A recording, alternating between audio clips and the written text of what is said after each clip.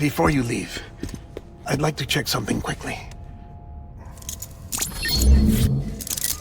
I just took your cufflinks offline. In that state, there'd be nothing to stop you from removing them. If you did, the UCA wouldn't know where you were or how to find you. You'd be invisible.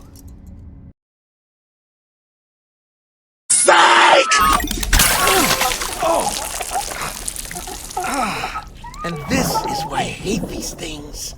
So the first scripted video I uploaded to my channel was a nice surprise for me. It did way better than I had anticipated. I got a lot of comments on the video. Thanks for all the love. And a common type of reply I observed were people being split on Death Stranding. Some people really connected with it and some folks hated it.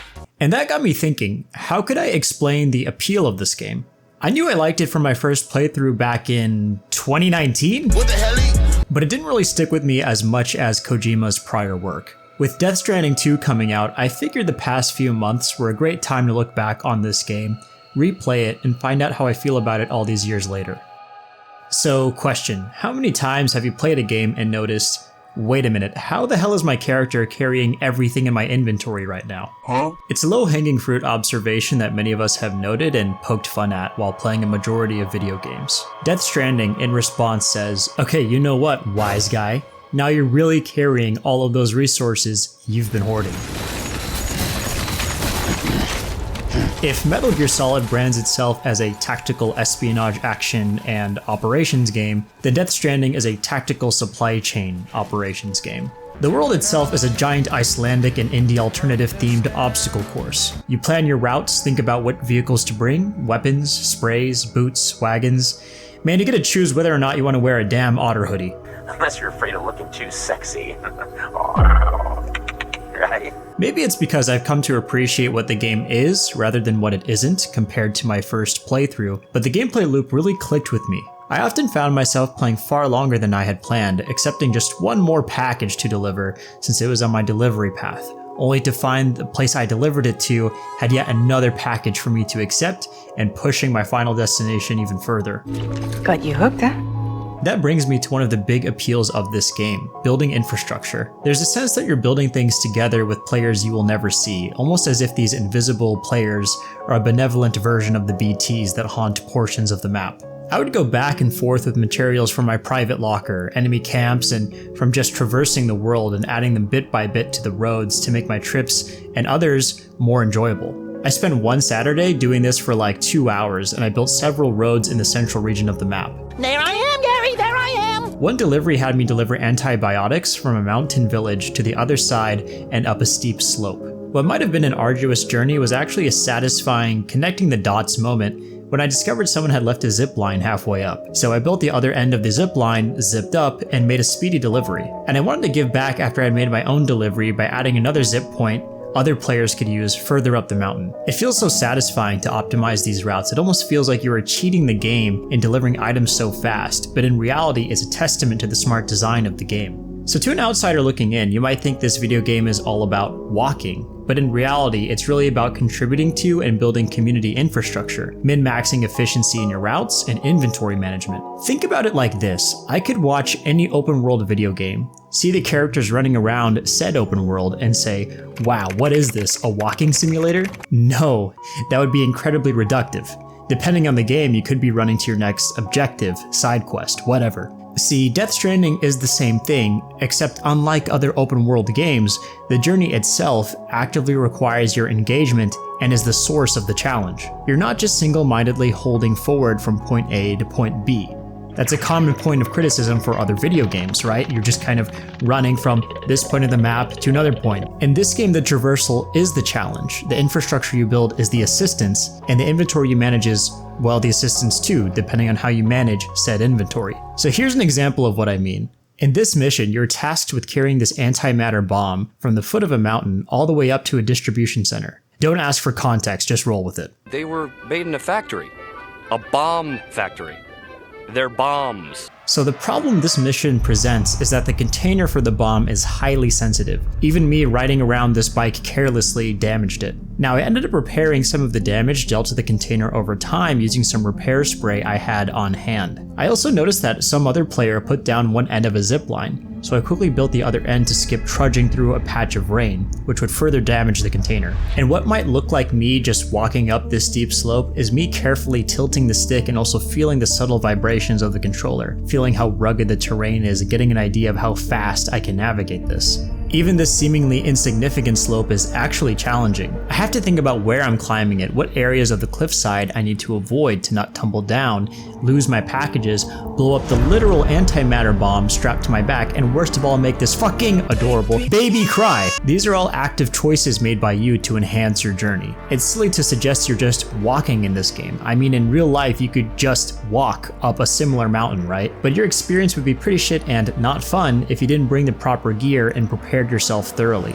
So even if that still doesn't sound very exciting or engaging to you, hopefully you can understand why some people do enjoy this. And that's not to say you always have to take the most optimal route. You can explore and find some beautiful vistas if you so choose. I didn't have to climb this mountain to reach my destination. I could have snuck past some hostiles and took a more straightforward route.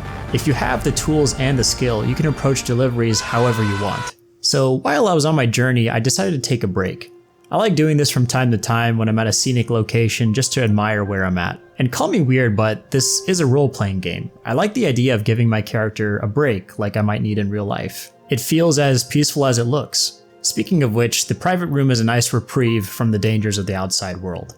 Almost everything you're able to do here is optional content. As soon as you enter, you do have the option to just leave right after and recover your stamina, but I often found myself poking around the little interactive parts of the room. I was getting pretty attached to Sam and BB throughout my travels. I'd make sure to fuel up on energy drinks, give BB a poke, and even use the restroom and shower after long stretches of gameplay.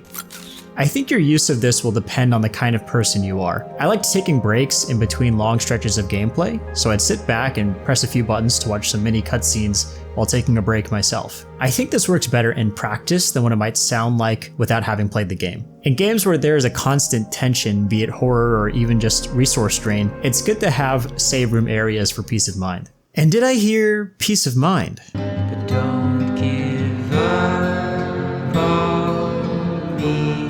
The soundtrack of this game is a whole vibe. The licensed music by Low Roar that plays during certain deliveries is soothing and meditative, often lifting the mood for certain sequences, or feeding into the solitary, lonely atmosphere. Koji Pro games have always paid careful attention to subtle immersive details, and this game continues the tradition. What really pulled me in, oddly enough, was the controller. The sound of rocks crumbling and snow crunching underneath your feet through the speakers, the rumbling of the controller from left to right as you take each respective step. Even the weather conditions like blizzards and rain are felt. Oftentimes when console companies try to sell us on HD rumble, it kind of feels like a gimmick, but I really felt that this adds to the experience. Is this effect replicated on the PC version? Because if not, I genuinely feel like this is a downgrade.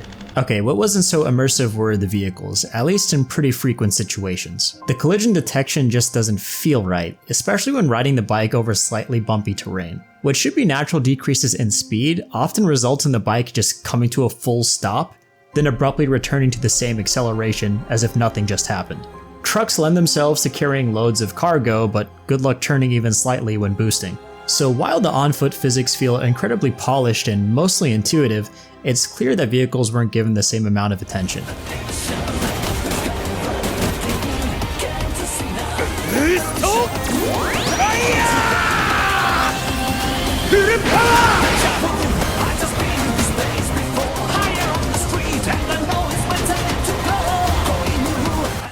So now that we're getting on the topic of things I'm more mixed on, let's move on to the story. I like the world of Death Stranding. Aesthetically and thematically, it's deeply interesting, with a unique mix of ancient Egyptian spiritualism, sometimes hard sci-fi and often fantastical, with a blend of bizarre horror vibes from PT. The writing itself, however, is pretty wonky. A dead man.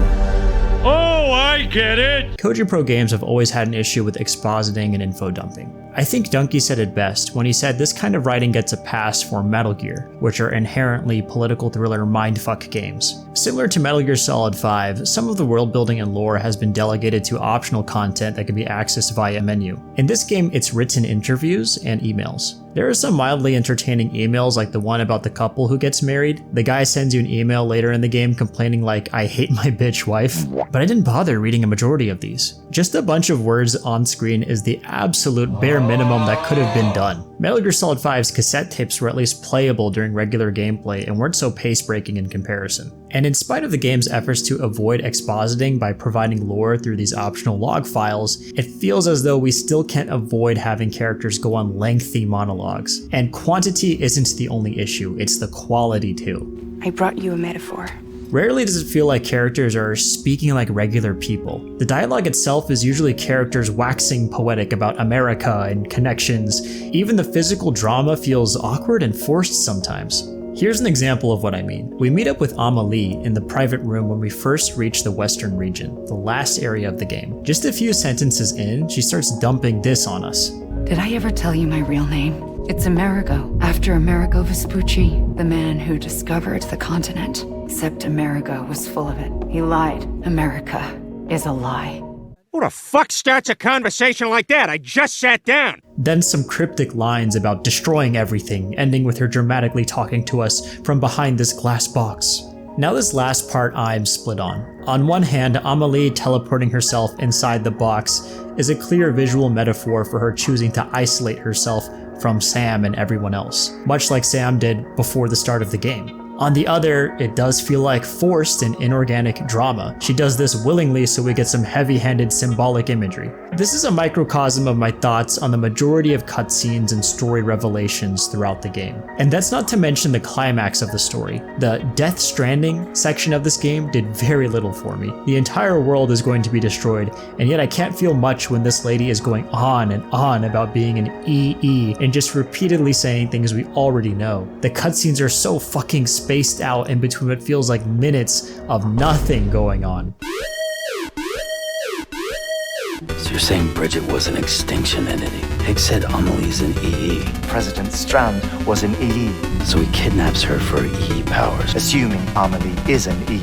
I am the extinction entity. And who is this EE really? Amelie's an extinction entity. So that's it, huh? Amelie's the EE. What I am is an extinction entity. I am an extinction entity, playing along like a good little EE. That's what an EE does. EE?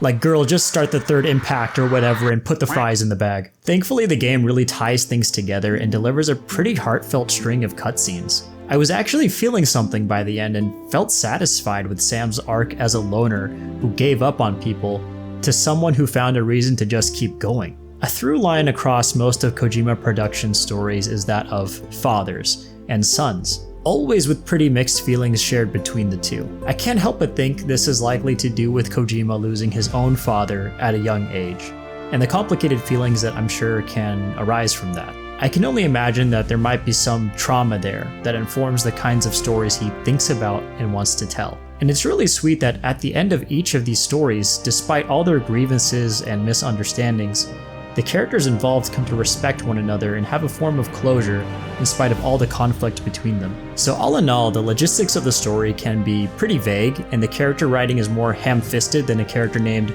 Ham-Fistman, but it's still genuine enough that it usually comes around to being charming. You mind?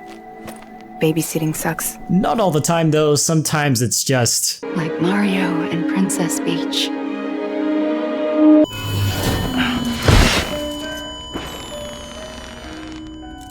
there is a middle ground that was lost here, and frankly has been for some time in Koji Pro's writing. I feel like if post Metal Gear Solid 3 was the start of fan conversation surrounding Kojima's dip in writing quality, then Death Stranding was the game that had everyone, including casual gamers, laughing at its absurdity. And you know what? I can't blame these people. The game is not immune to criticism here, but I do have my own perspective. A lot of people like to say that Kojima fell off, or he needs a writing team, he's surrounded by yes men, when in fact he was only one of 3 writers for this game. One of the writers in fact being Shuyo Murata, who, what did this guy work on? Let me see here. Shuyo Murata,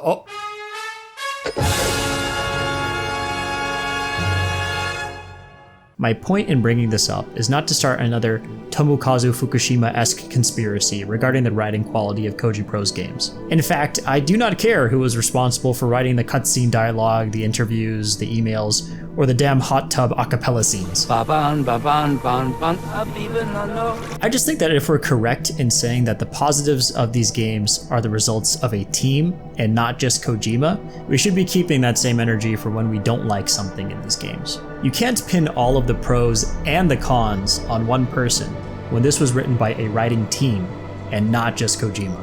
I do think it was inevitable that a lot of people wouldn't appreciate the game for what it is. This was the first title created by Koji Pro right after Metal Gear Solid 5, which was a high-octane stealth espionage action game. If Death Stranding were an indie game made by a little-known studio and had the same mechanics, I think it would still have its own cult following. Instead, the game was made by a high-profile, iconic studio, and people were confused at what was going on beyond walking and didn't give it a try. I don't have issues with people who have played the game and are fairly criticizing it and taking note of where the game could have been improved mechanically and narratively. What does annoy me is the mindless parroting of opinions online. We've all seen those comments and one-liner stingers. The game is boring or is just a walking simulator. Like, I totally get that people have played this, understood the mechanics, and it just didn't gel with them. Or perhaps they did like it and wanted the game to be improved in certain areas. Those are 100% valid pieces of criticism. But I think those fair opinions unfortunately get shuffled in with people just angry at what the game is, period. As I touched on in my Changing the Narrative video, in recent years this game has gotten its fair share of deep dives and retrospectives that offer more nuanced criticism beyond those reductive statements. Which is good, because the game is more than that. A sizable amount of people engaged with the game in good faith and offered valid critique. The legacy of this game is really interesting to me. I see a lot of people talk about how the game changed for them retroactively after COVID. I have my own unique connection to the game that may have led me to like it more after my recent playthrough. Sometime after my first run of the game, I finished university and worked remotely for a few years. I am thankful for having that privilege, but it also came with some trade-offs. On one hand, I had the freedom to form my own personality and experience things from my own lens. On the other hand, I was alone most of the time, and I did struggle to connect and relate with others. In spite of that, I was happy by myself. I thought, why sacrifice that for other people? But deep down, I knew that this was not a good long-term way of living, and that something had to change. Maybe not something as drastic as myself per se, but my perspective.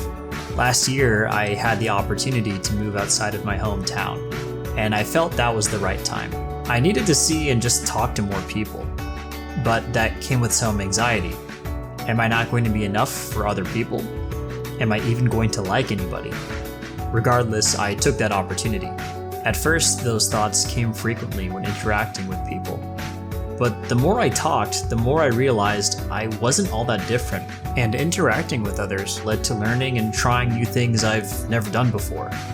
I was becoming more adventurous and getting out of my comfort zone, meeting people from all over the world, some I thought I'd never see in person.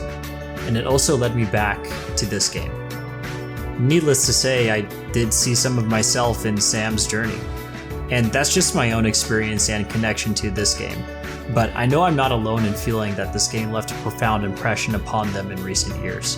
And you know, some pieces of art simply lend themselves to additional lived experience to appreciate more.